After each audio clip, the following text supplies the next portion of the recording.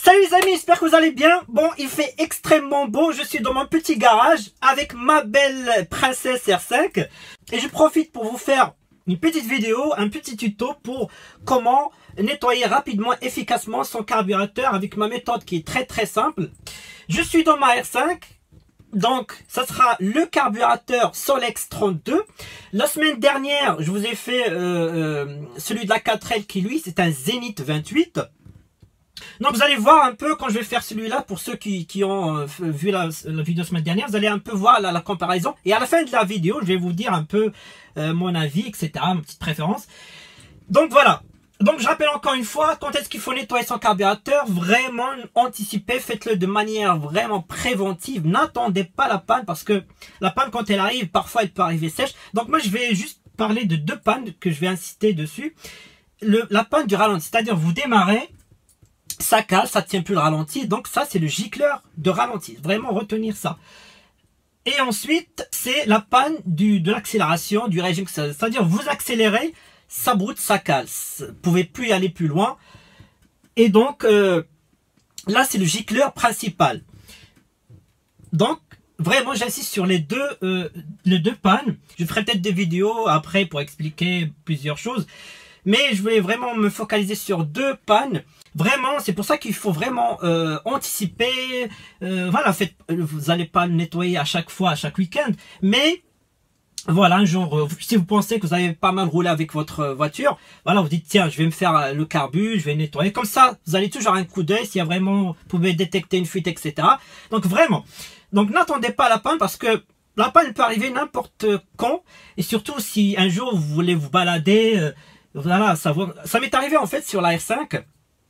Un jour, c'était un week-end, je voulais aller au lac tranquillement. Et là, bim, la panne, c'est-à-dire, dès que j'accélère, elle cale, etc. Vraiment, je me suis dit, ça et plus jamais ça. C'est pour ça. D'ailleurs, j'ai un petit souvenir, quand j'étais petit dans la R5 de ma tante, elle avait une très belle R5 aussi, phase 1. C'était en vert jardin, je crois.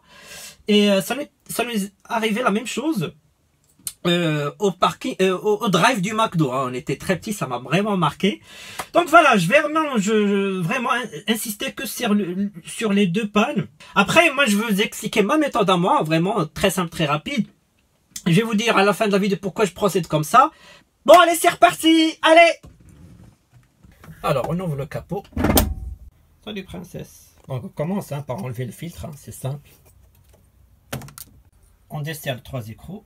On enlève le reniflard, on enlève les trois vis, on enlève le support, on dessert le raccord d'arrivée d'essence. Donc on enlève, s'il y a de l'essence qui va couler, c'est pas grave, ça s'évapore. On enlève l'après-filtre, il y a un petit filtre à l'intérieur normalement, il est là, vous sortez tout doucement.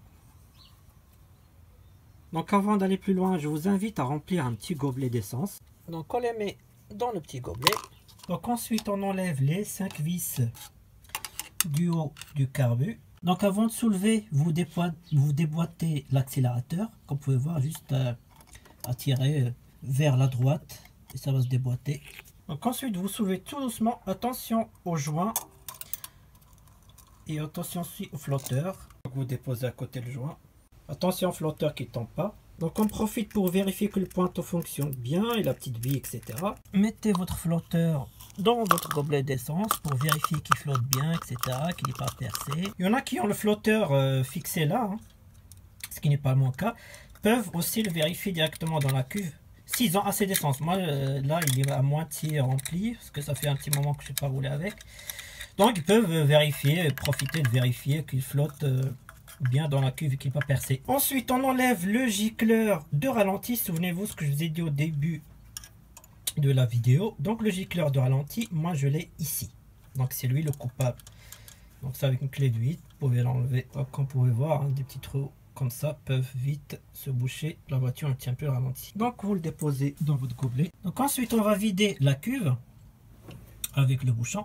Comme vous pouvez voir, hein, il n'y a pas longtemps j'ai nettoyé mon carbu et quand même il y a des débris au fond. Comme quoi, donc avec une clé de 12, vous enlevez le bouchon. Attention, ça va couler, mais c'est pas grave, c'est de l'essence, ça s'évapore. Mais attention, il faut le faire moteur froid. Hein. Profitez pour inspecter le joint s'il est toujours bon. Souvenez-vous ce que j'ai dit au début de la vidéo. Donc le gicleur principal, moi, il est là. Donc avec un tournevis, vous l'enlevez. Donc comme je vous ai expliqué la dernière vidéo sur le Zénith, qu'on peut sortir le gicleur principal facilement. Et sur le Solex, on ne peut pas. On est obligé de démonter le bas du carbu pour le soulever un petit peu pour faire tomber le gicleur principal. Pour ça, on enlève les deux gros écrous. Donc, vous soulevez un petit peu, vous tapez un petit coup là et vous le récupérez. Le voilà, celui qui cause les problèmes, gicleur principal. Et voilà qui fait la différence entre le 4L 28 et celui-là, c'est du 32. Donc, plus puissant. On le met dans le gobelet. Après, vous pouvez déjà commencer à remettre le carbu dans son support et serrer les écrous. Ensuite, on enlève le gicleur de reprise. Très simple à enlever. Comme vous l'avez vu là, sur la dernière vidéo sur le Zénith, il était là. Lui, il est juste là. Une sorte de, on dirait un robinet quoi. Il aussi peut se boucher. Ensuite, moi, je m'arrête là. Hein. Donc, je nettoie que les 3 gicleurs. Donc, quand j'insiste, j'insiste vraiment, le gicleur de ralenti et le gicleur principal. L'enrichisseur, je le laisse, ainsi que l'automaticité. Si vous voulez le faire, bah, faites-le, mais attention, parce qu'il y a un joint derrière. Moi, je le fais sur celui-là, parce que j'avais fait un joint en acier qui tient très bien. Mais si vous enlevez l'automaticité et l'enrichisseur, il y a un joint derrière, c'est sûr, vous allez le faire craquer. Donc, personnellement, je n'y touche pas. Que lorsque je fais un entretien, mais vraiment une révision complète. Là, pour l'instant, je m'arrête là. Alors, on va commencer déjà le nettoyage de la cuve. Je vous invite une chose que moi, je l'ai toujours dans ma voiture, qui est vraiment quelque chose qui fait pour tout, lingette bébé. Ça permet de nettoyer déjà le fond de la cuve. Comme vous pouvez voir, hein, la vache. Oh là là. Vous pouvez voir maintenant, c'est vraiment propre. Vous pouvez asperger de l'essence pour rincer, mais pour moi, c'est bon. Donc on va commencer le nettoyage des gicleurs. Hein. On sort un par un. Moi l'astuce c'est la brosse à dents. Parce que c'est très doux. Ne le faites jamais avec un fil en fer. Parce que vous allez grossir vos trous là. C'est vraiment quelque chose qui est réglé au centimètre près. Il faut vraiment utiliser quelque chose de très doux. Et bien nettoyer les gicleurs. Moi ce que je fais c'est que je prends les fils comme ça là. Et je les mets pour nettoyer le trou qui est très serré. Voilà, vous nettoyez très bien, etc. Tous les gicleurs, un par un. Pareil, gicleur principal, j'insiste sur les deux. Gicleur principal, pareil. Bien, l'intérieur bien nettoyé. Ensuite, moi, la deuxième astuce que j'ai, c'est le WD-40. Vous branchez le tube et vous le mettez dans les trous comme ça, là. Il faut vraiment que ça gicle. Regardez. Ça sort de l'autre côté. C'est très. Regardez là aussi. Ça nettoie vraiment très bien. Là aussi, par là. Aussi pour le gicleur de reprise, regardez, ça gicle, ça nettoie très bien le W140, WD-40. Donc vous nettoyez l'après-filtre aussi.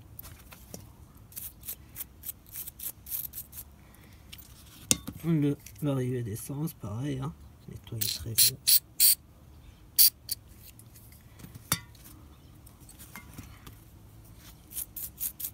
Ensuite, vous remettez tout dans l'essence. Et vous ressortez et vous laissez sécher. Et c'est tout. Après, remontage. Lingette bébé pour bien se nettoyer les mains. N'hésitez pas non plus à nettoyer avec le WD-40 tous les enrichisseurs, etc. Hein. Par contre, laissez bien sécher, hein, parce que c'est extrêmement inflammable. Et au démarrage, le moteur risque de s'emballer. Voilà. Un petit coup. Donc, on remonte le gicleur principal. On ferme la cuve. On remet le gicleur de ralenti. On remet le gicleur de reprise. On remet le joint. N'hésitez pas avant de refermer de bien nettoyer, hein, comme tout à l'heure je vous ai expliqué. Tac, tac, tac. On pose le haut du carbu. On serre les vis. On remet l'après-filtre. Et on serre. On remet l'arrivée d'essence. On remet en boîte l'accélérateur.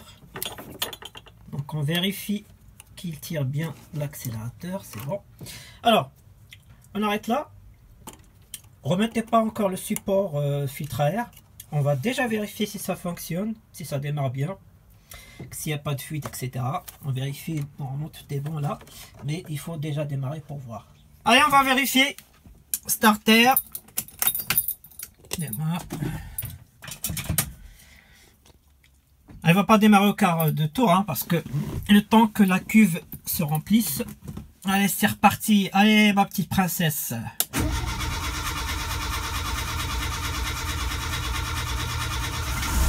Oh, c'est bon ça.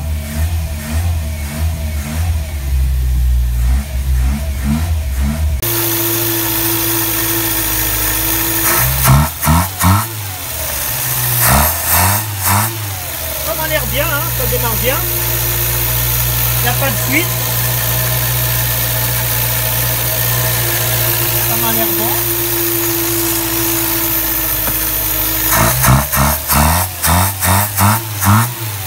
Super alors.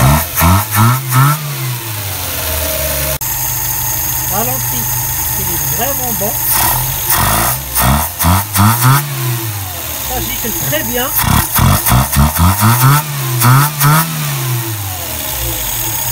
Ah bah, super. Dernière vérif, s'il n'y a pas de fuite, etc. C'est bon. Bon, on peut remettre le support.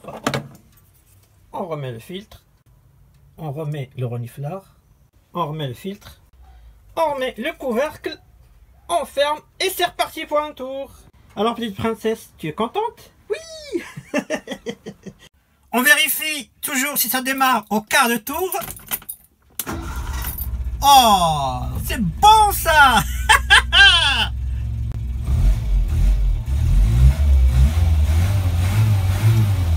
Ah là là.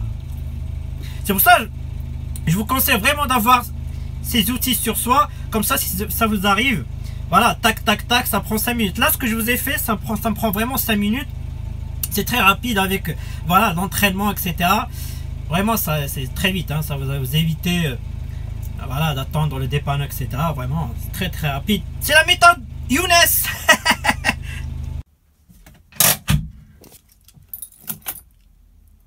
Quart de tour. Ah là là, j'adore. Allez, une dernière pour la route. Oh là là. Donc voilà les amis, la vidéo finie. Maintenant vous avez vu un peu la différence entre le Zenith 28 et le Solex 32. Vous avez vu que sur la Savane, parce qu'elle a le gicleur de reprise, vraiment, donc le même principe que le Solex. C'est pour ça que j'apprécie vraiment, franchement, la Savane, parce que vraiment, elle a de bonnes reprises, surtout sur les montées. Ça n'a rien à voir avec où il n'y a pas le gicleur de reprise, et surtout la membrane enrichisseur pneumatique. Donc vraiment, ma préférence, franchement, j'ai pas vraiment de préférence. Le Solex, voilà, c'est très puissant, bien, mais c'est normal, c'est du 32. La 4S c'est du 28, donc voilà, mais moi, comme je l'ai dit, c'est la différence, c'est ce que je préfère dans le Zenith, c'est le gicleur principal qui lui est en hauteur, alors que celui du Solex, il est immergé au fond de la cuve. Donc je pense que personnellement, je pense que le Solex se bouge plus que le Zenith. Voilà. c'est mon avis, je pense que voilà.